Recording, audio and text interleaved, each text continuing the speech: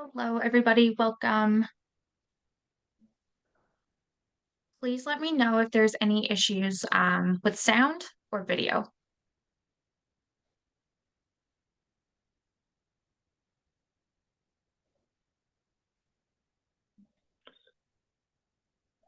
I'm just going to wait a moment or two to see how many people are joining in. We might have a few stragglers.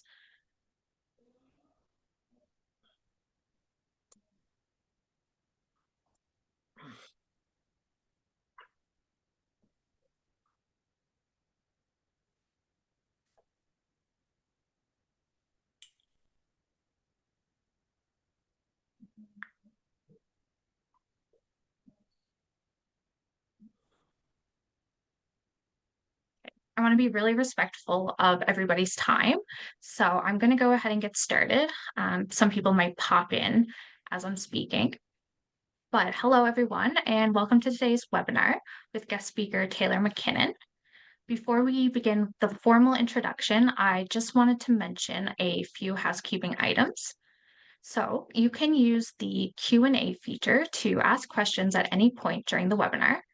We will be recording all questions that come in, and they will be answered at the end of the guest speaker's presentation. Closed captioning services are provided. So to access this feature, please click on the closed captioning button at the bottom of your screen and select Show Closed Captioning. We also have our ASL interpreter present on today's call. Thank you, Tyler, for being here. So I'm going to share my screen now, and we can get started with today's webinar.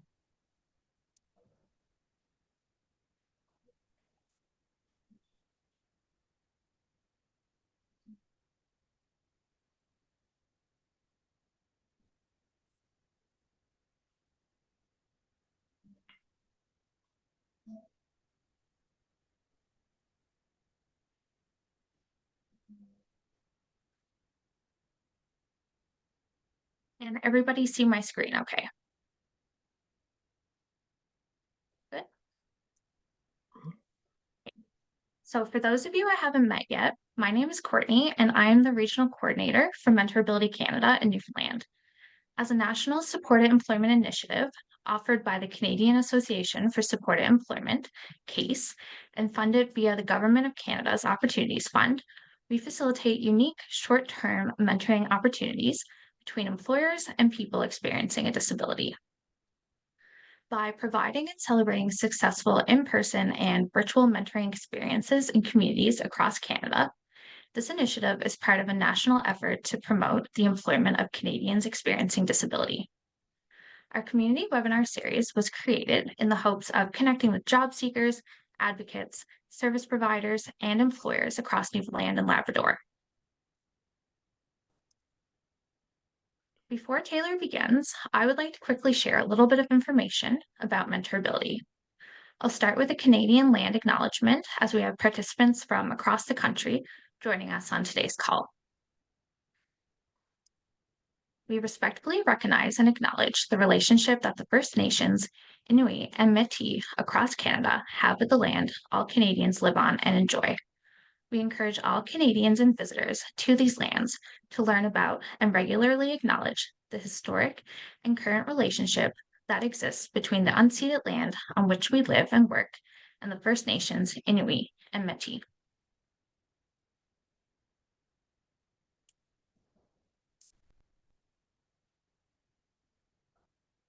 So as I mentioned, MentorAbility Canada is a national initiative built on a supported employment foundation that promotes the recruitment, employment, and retention of persons experiencing disability. The initiative provides and celebrates in-person and virtual mentoring experiences, networking and learning events, social media campaigns, as well as building a body of evidence through research activities. With a specific focus on facilitating unique, short-term, from 1 hour to 1 day, mentoring opportunities between employers and persons experiencing disability, this initiative is part of a national effort to promote the employment of Canadians experiencing disability. I will now play the short video. I am not sure if the sound is going to work, so please let me know if there's any issues. Can we hear sound?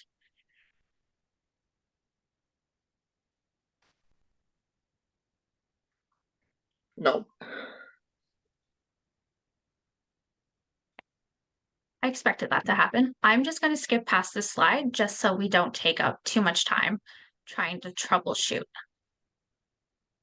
So, MentorAbility Canada is a project that helps employers, people with disabilities, and service providers to improve employment inclusion across Canada.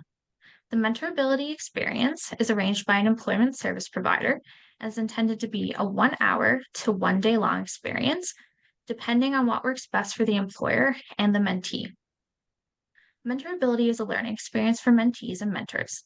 It can help mentees learn more about jobs that interest them, but it is not a job.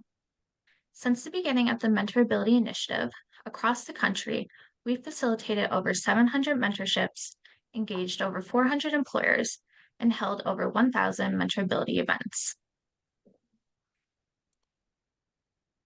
There are 3 types of participants in a MentorAbility match. First, we have mentees. A mentee wants to learn more about a job. They'll be matched with an employer or mentor for a short mentoring experience. During the experience, they will learn more about that employer's workplace and different careers in their industry. Next, we have mentors. So, a mentor works in a job that interests the mentee. They share their knowledge with the mentee and career experience. Finally, we have service providers. They facilitate mentorships and share information about workplace disability inclusion.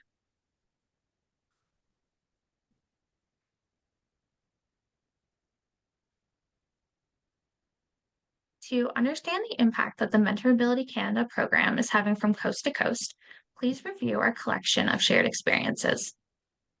Each MentorAbility experience showcases the coming together of a mentor and a mentee through a mentorship experience offered via a local supported employment service provider that's part of the MentorAbility Canada network. You can get to know the stories of Canadians who experience disability, the supported employment service providers who connected them with those mentorship experiences, and the employers who served as mentors.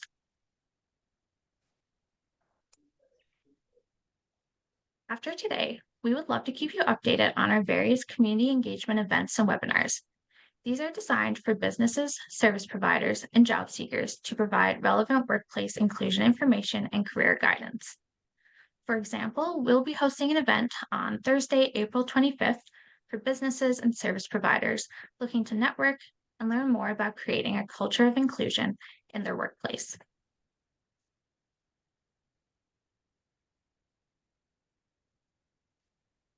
So now, without further ado, let's begin today's session with Taylor McKinnon. Taylor McKinnon is a 31-year-old graduate of Carleton University with a BA honors degree in history with high distinction with a Greek and Roman studies minor. Taylor is also a Senate medalist for academic achievement. He has cerebral palsy, which confines him to a wheelchair, and Asperger's syndrome, which places him on the autism spectrum.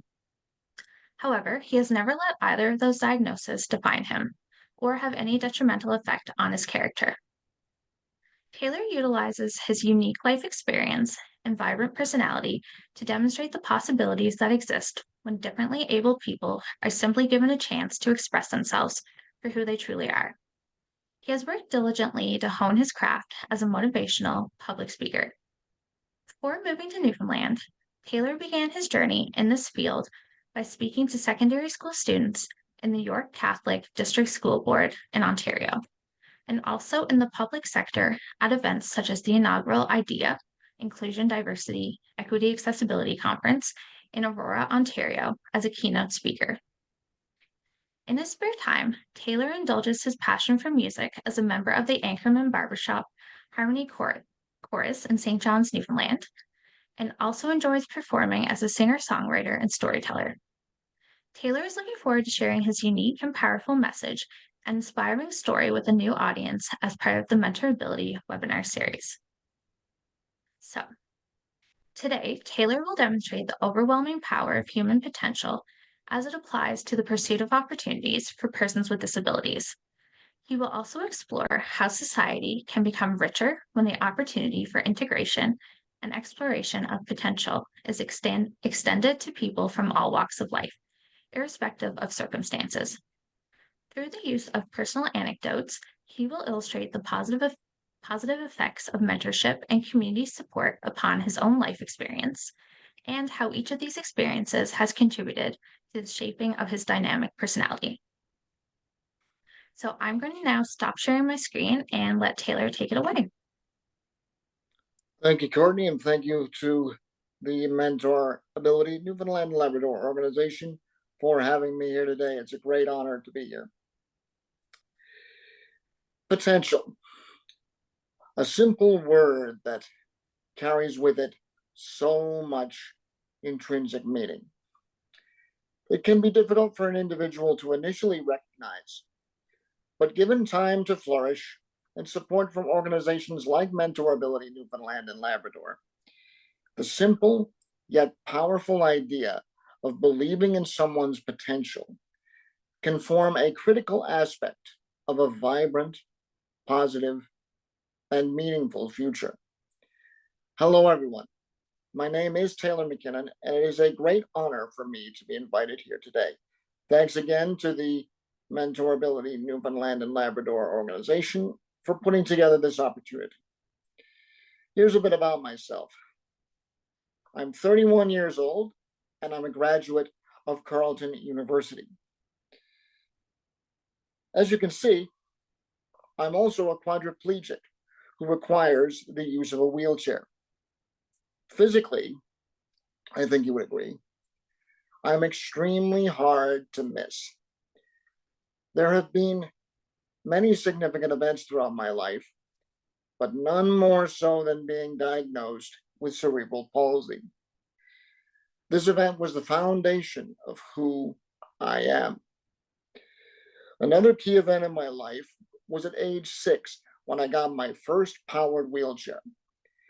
During the testing of that chair, I drove right through a wall, much to the amazement of both my occupational therapist and my mom. Such a rough beginning to life as a consistent wheelchair user may have dented my confidence and forced me to give up that particular dream. Thankfully, my therapist saw my potential, made the necessary adjustments, and thus enabled me to continue building my skill set as a novice driver. Fortunately, I am very happy to report that I've improved my driving skills quite considerably over the years. That first powered chair gave me a sense of freedom that I'd never felt before. And quite honestly, it was pretty forward thinking for its time because it opened my eyes to the possibilities that existed in terms of my freedom of mobility. This experience provides one concrete example of many instances throughout my life in which the people around me had the foresight to base my success on my potential as opposed to my limitations.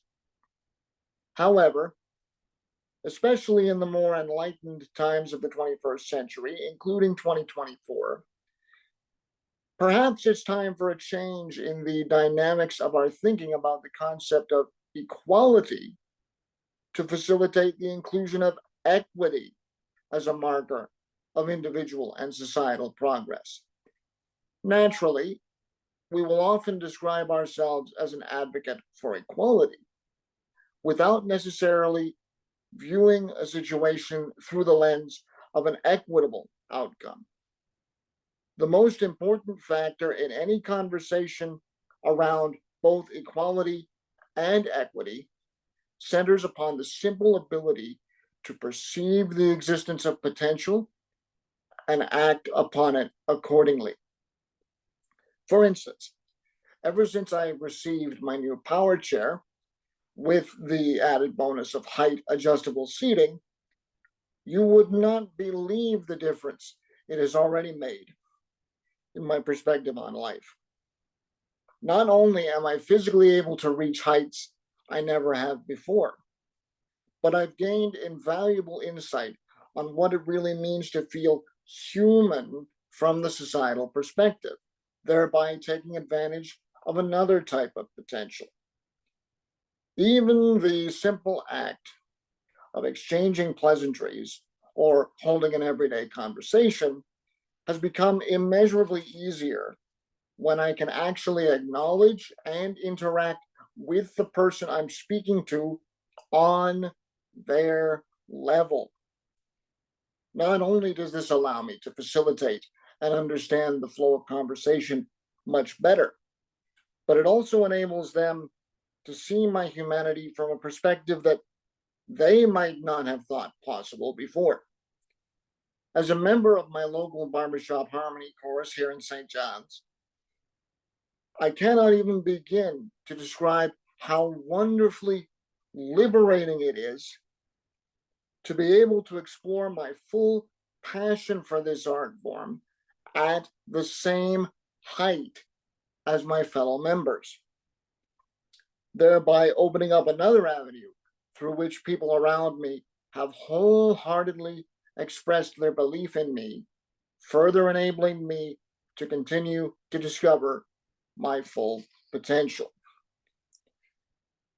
This idea of believing in someone's potential and providing organizational supports through which to achieve it represents one facet of a core tenet of the idea of full citizenship reflected in MentorAbility's mandate.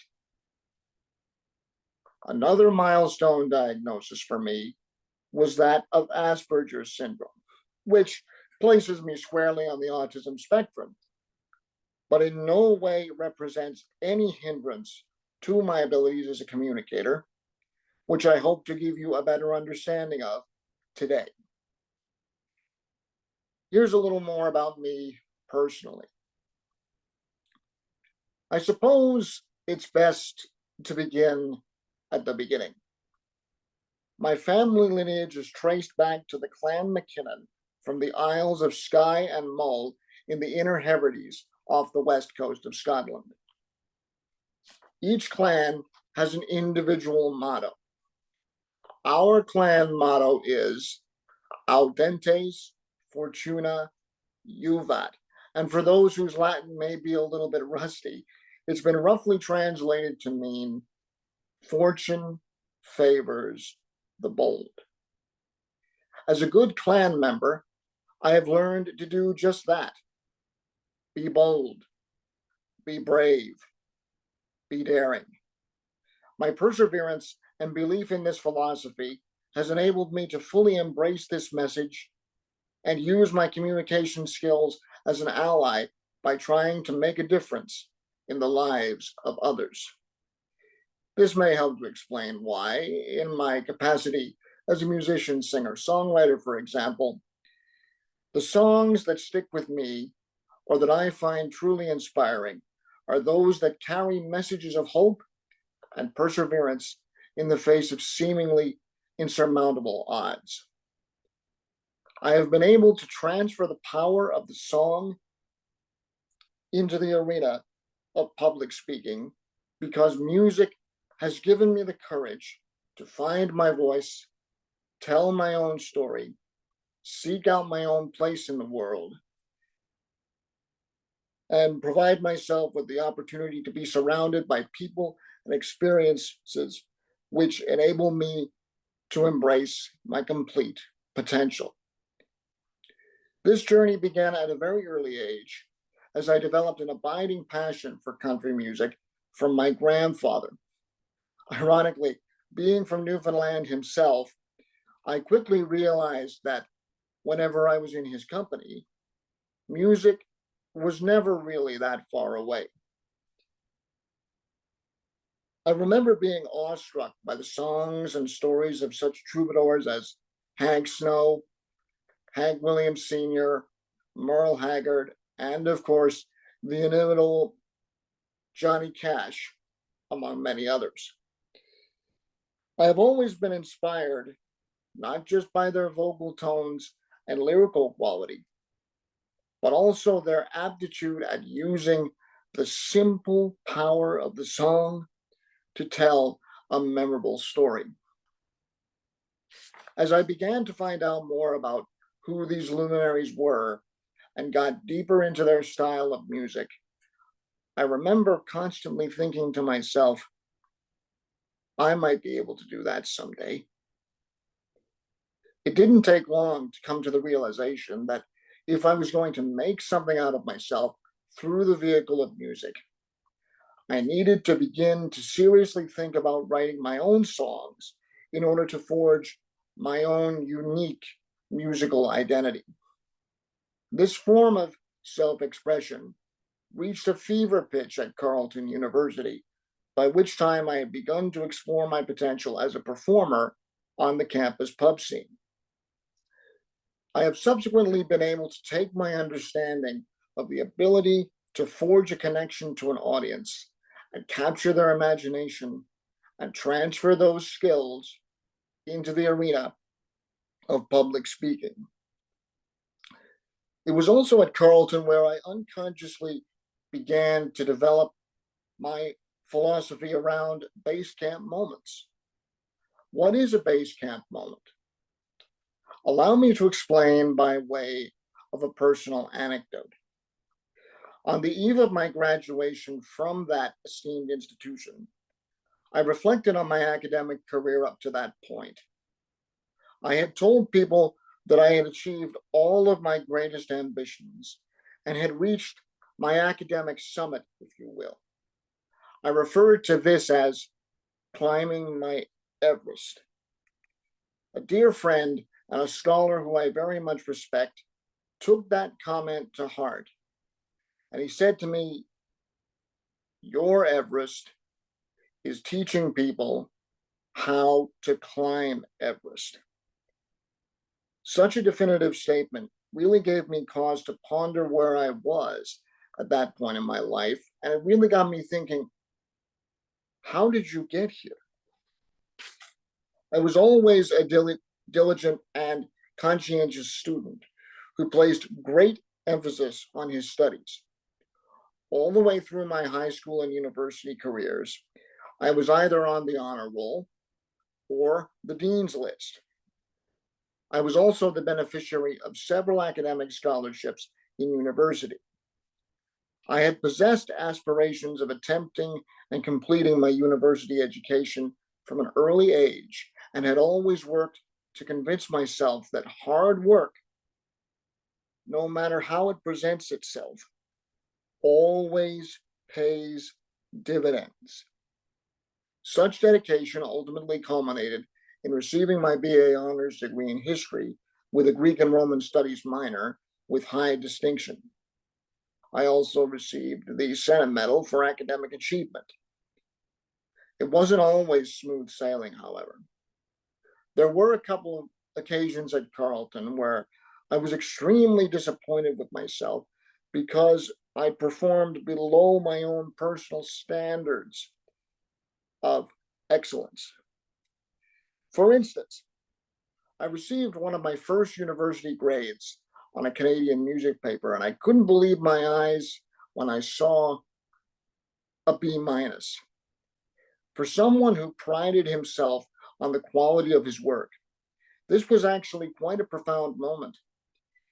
It enabled me to understand that you cannot fully excel if you expect perfection of yourself in everything that you do, precisely because the idea of perfection itself is unattainable.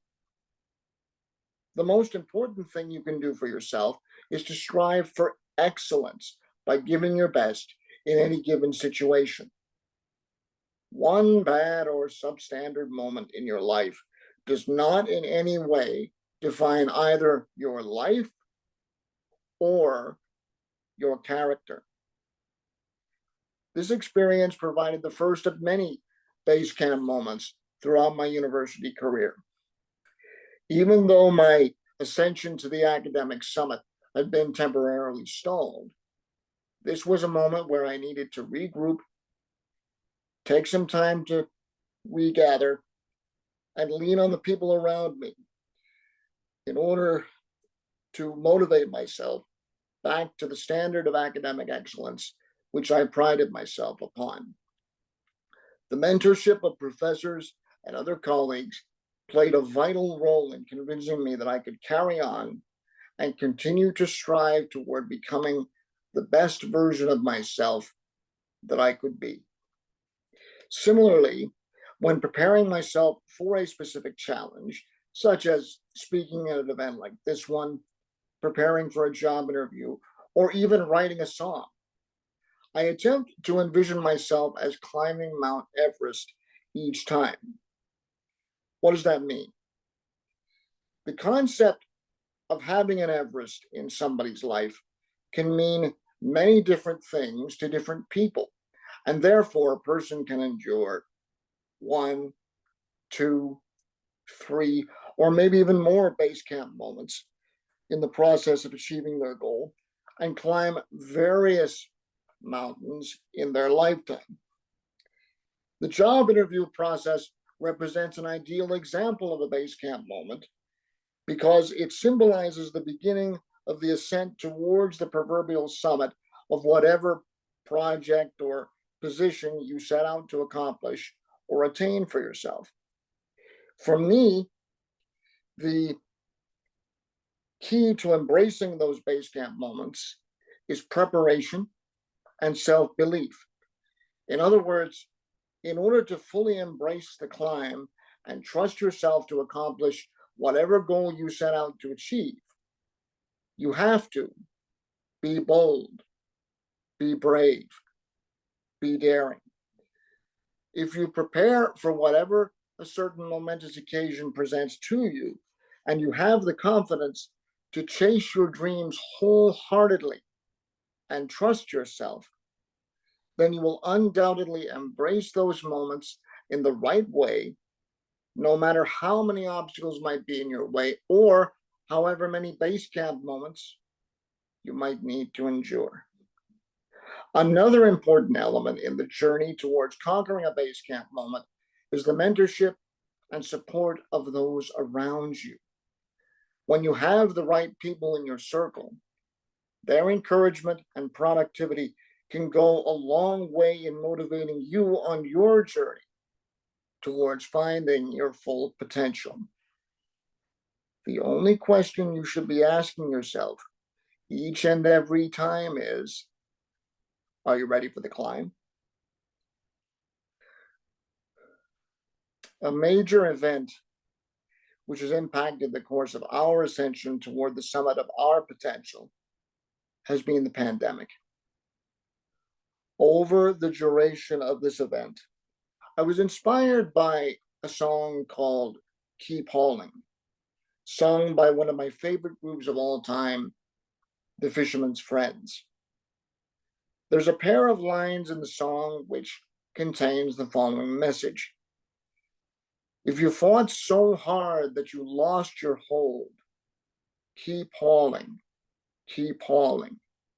Remember, fate rewards the bold. Keep hauling, boys. The message I wish to impart here is this. No matter what trials and tribulations all of us are going through, it's always important to remember to keep going and never give up.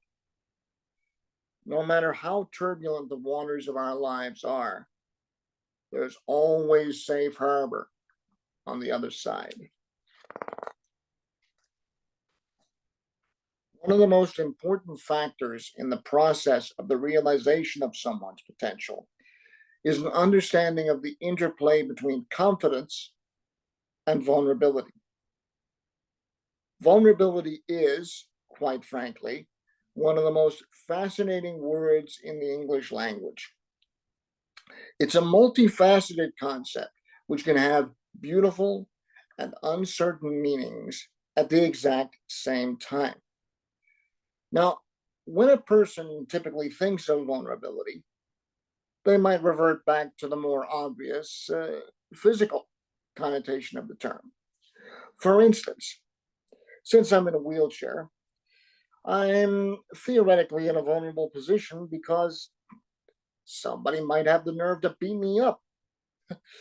I'd like to think I can bet on myself in the highly unlikely event of a fight, or at least I can be sure of a quick getaway. The type of vulnerability here I want to talk about is a very unique one. Have you ever thought of the dynamic idea of emotional vulnerability? My own example of that condition would be in my capacity as an entertainer. Even though I've been singing most of my life, I feel there's no shame in saying that I still get stage fright. Even if that feeling of vulnerability never changes, I'm still able to look it straight in the eye and say, let's do this.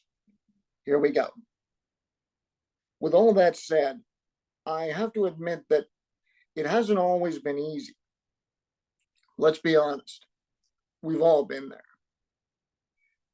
There's always going to be times in life when we need to reach out for a little help from those who matter most to us. In many cases, simply by having the courage to let somebody into our vulnerability, it can help us to explore that condition and, in a sense, give us a better understanding of our own humanity. The important thing is that no matter what the vulnerability you are facing is, if you are comfortable with being vulnerable, you'll gain much more confidence in yourself. Vulnerability, in tandem with perseverance, will enable you to gain a heightened understanding of your humanity and your potential. As Marianne Williamson wrote in her famous poem, Our Deepest Fear, quote, our deepest fear is not that we are inadequate. Our deepest fear is that we are powerful beyond measure. And as we let our own light shine, we unconsciously give other people permission to do the same. As we are liberated from our own fear, our presence automatically liberates others. Life is always going to be hard and throw us different curveballs in the shape of a multitude of vulnerabilities. It's important to remember that you can always choose your hard. You can choose to bury your vulnerabilities or embrace them, use them as allies, and ultimately conquer them. Which course of action do you choose? Now, I'm sure we've all had numerous moments in our lives when we've had occasion to get nervous and feel those ubiquitous butterflies in the pits of our stomachs. Or perhaps it sometimes feels more like a herd of rampaging elephants. Who hasn't been nervous before a job interview, for example? Situations in which our sense of anxiety is heightened can often bring on a sense of dread, as though we've prepared so hard for a particular moment that there seems to be an impending sense of failure. But what if we could take our sense of anxiety and turn it completely on its head? One of the most important aspects in the toolbox of our human existence is a sense of vulnerability. I have had many occasions in my own life as a performer where my nerves have been heightened on the eve of a performance. In fact, I can honestly say that I don't think it's possible for a performer never to be nervous. Quite simply, if you weren't nervous, you wouldn't care. The other element of a performative environment, which also works hand in hand with nerves, is preparation. A balance between the two is absolutely essential if the performance is to succeed. The same thinking applies to the process of a job interview itself. As long as the candidate possesses the confidence to put themselves forward in the best possible light, that confidence will come through and hopefully go a long way towards enabling them to secure their desired position. The importance of nervousness can also be applied in a communal context. Consider the example of a barbershop harmony performance. No matter how hard you've practiced, There's always going to be some sense of nervousness present within the group. I'm constantly trying to remember that even if I practiced a particular song over and over again, I can use my nerves as an ally in order to fully tune myself into the spirit of a performance. The important thing to remember is that every performance you give or every occasion in life in which you rely on a team is always an exercise in mutual trust. Trusting yourself, trusting those around you, and trusting the process that got you to where you are as a collective entity as part of the discovery of your full potential. And as you are facing whatever communal challenge is presented to you, the only question you need to ask yourself each and every time is, are we ready? An important aspect of the realization of an individual's full potential occurs when it is recognized by others. This can happen in many forms at any stage of life. For example, one of my most memorable Everests consisted of getting the opportunity to be bold, brave, and daring enough to dream of recording a professional album. It was one of the most liberating feelings I've ever experienced in my capacity as a singer-songwriter, to be able to write from my own experience and use the medium of music to begin to tell my story and share it with the world.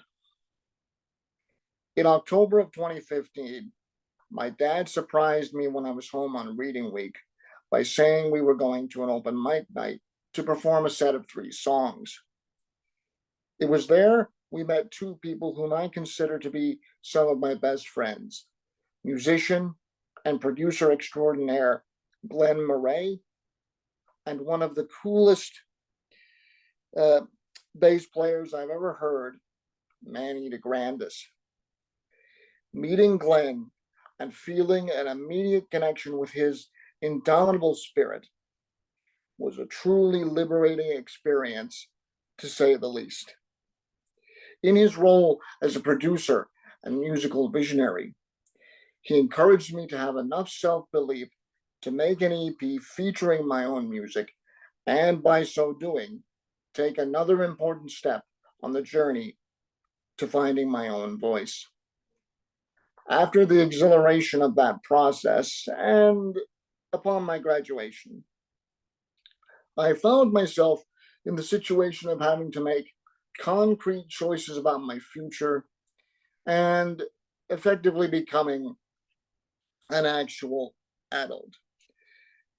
I quickly realized that I could very easily transfer the skills I had already developed as a singer-songwriter and performer and utilize them as part of the recognition of a base camp moment in order to enable my further exploration of this avenue of motivational public speaking.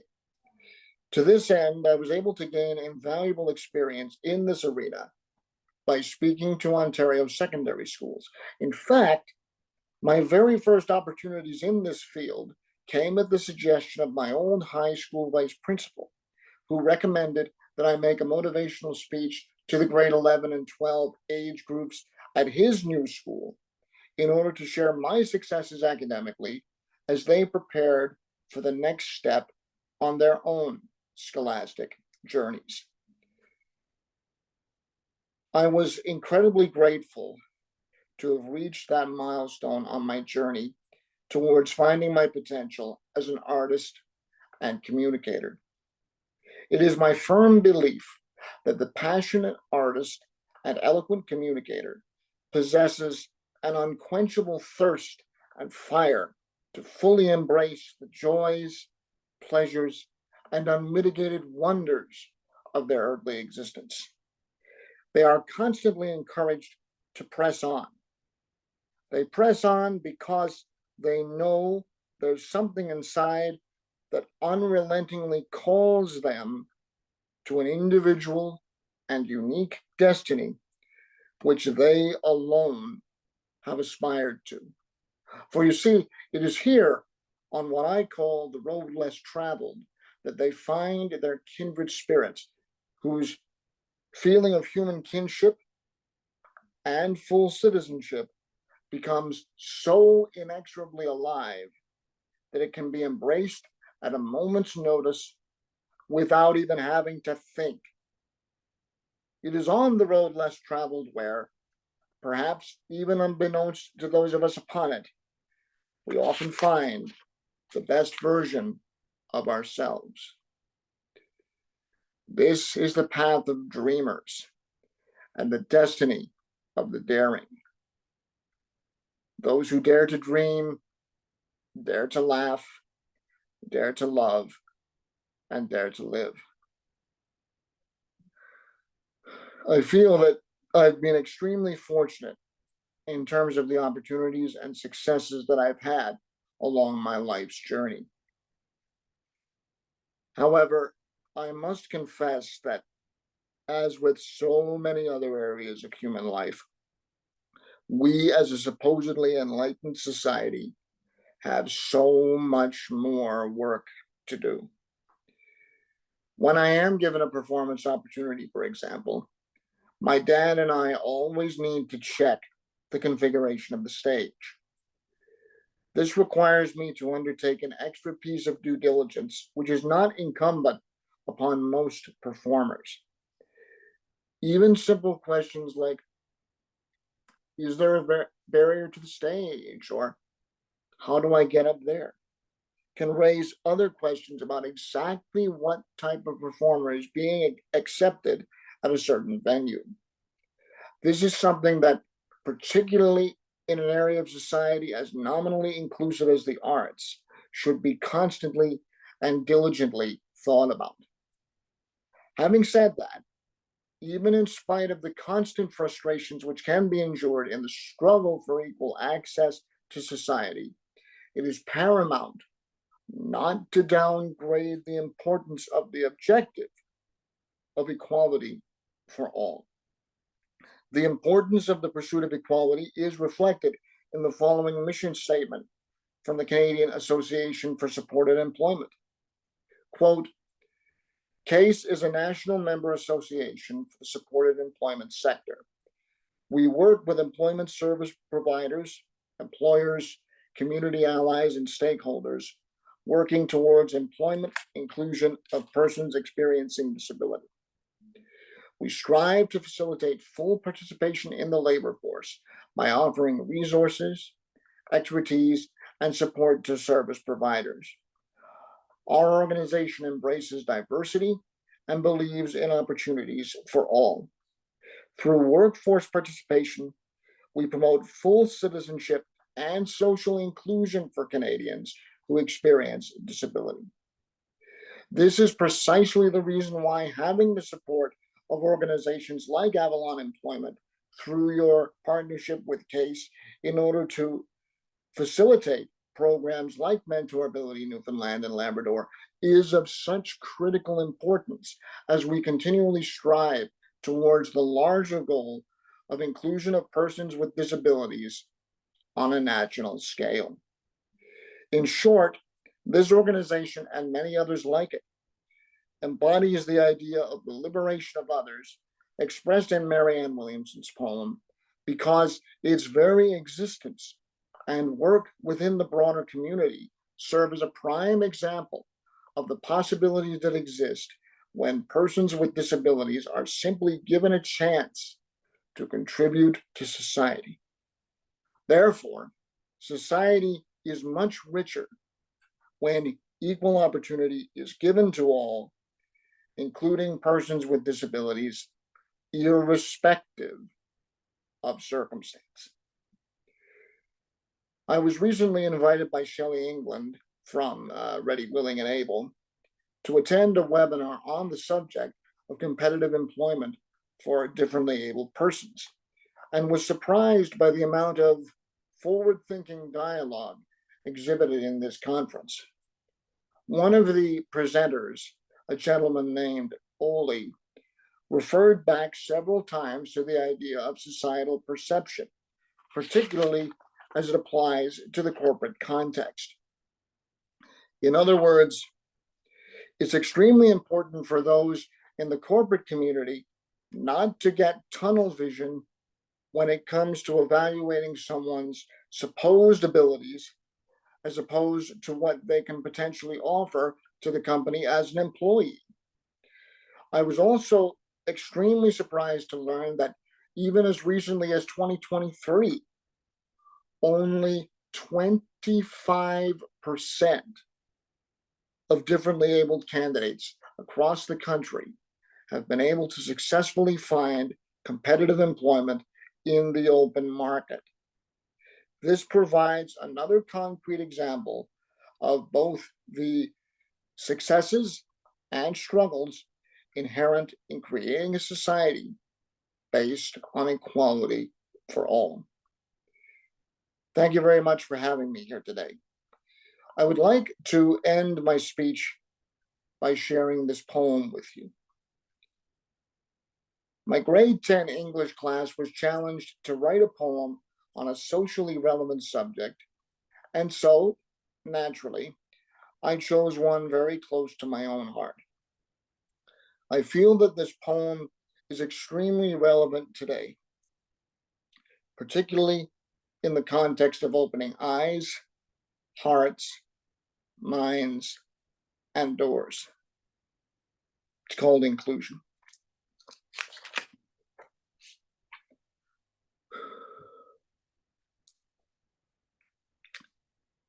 People turn and walk away. They see the wheels and will not stay. They cannot feel a person's charms because they see disfigured arms. It's like a dagger through your heart, not being able to do your part. You see their faces, cold as stone, and then they leave you on your own. Timid mice that hide and shrink without even stopping once to think. People see, yet do not hear the cries of those who need them here. The arms of loneliness wrapped around your heart will be forever bound. I hope and wish that some fine day people see the wheels and then they stay. Thank you very much. Thank you so much, Taylor. I think we'll take some time now. If anybody has any questions that you'd like to ask Taylor, you can share it in the Q&A, in the chat, or if you would like to speak, you can raise your hand and I can unmute you. I know that Shelly put in the chat, Taylor. Do you have a link to your music? I've recorded I've recorded some covers on YouTube, but not to my personal music. No, I prefer to give it out physically, like on CDs and stuff. That's I know that's a little old school, but that's just the way I am. So,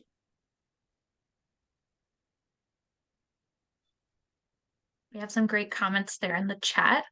yeah, I know. I noticed. I noticed Deanne's on as well. Hi, Diane. Hi, Deanne. How do I find the accessibility here in NL? It's definitely different because in Toronto, you know, where we were before in Ontario, it's night and day. We haven't really experienced St. John's enough to really know, like to get used to how being a differently abled person works in St. John's specifically, but it's been an overwhelmingly positive experience so far. So.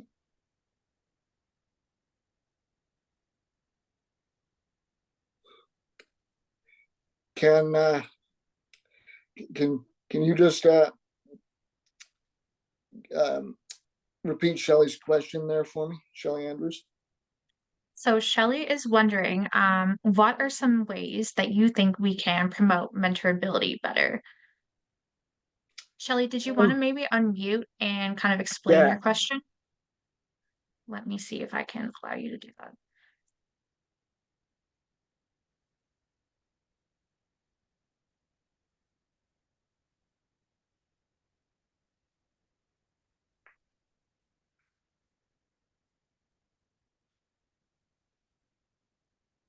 Okay, can you hear me?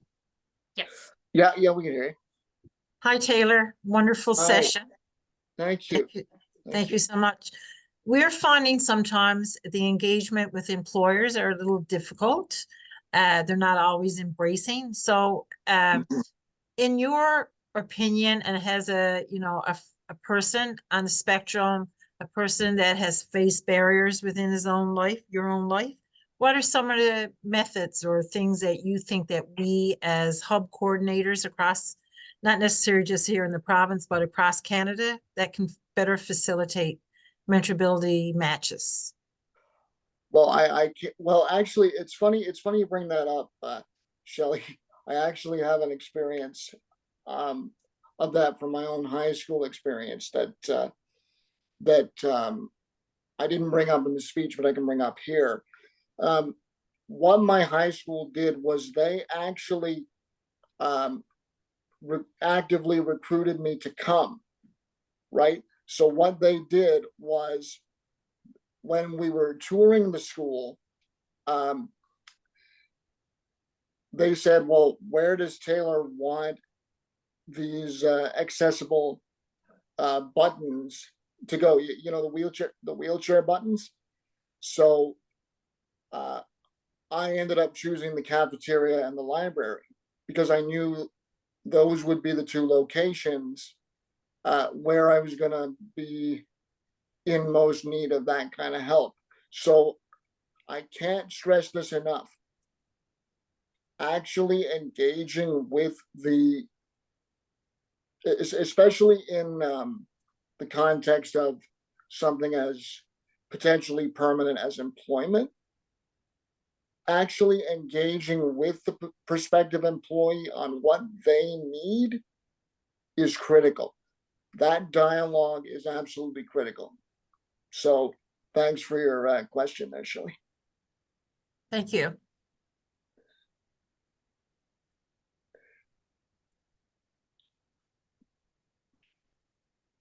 Okay, do we have any other questions for Taylor? I think I did. I think I did see somebody else, but I was in the middle. I was in the middle of talking, so. I believe Chad said that the employment for the deaf and hard of hearing is very hard to find, as there's not many places that will hire us. Mm, yeah, that's that's what kind of shocked me in the conference I was just referencing a few moments ago was that number, irrespective of circumstances around uh, the specifics of a different ability, should be a lot higher than 25%. So really, it's it, it's a hard conversation to have around those types of discussions, but that doesn't mean they aren't worth having. So just keep up the good fight. That's what I'd say. Okay, I think we're nearing the end of our time for today. So if there's no other questions, I would just like to thank everybody for tuning in, and especially a big thank you to Taylor and to Tyler for being here. Following today's webinar, we will be sending out a recording of the webinar as well as a quick event feedback survey that we would very much appreciate you all filling out. And otherwise, I hope everyone has a great rest of their day. Thank you for being here. Thank you.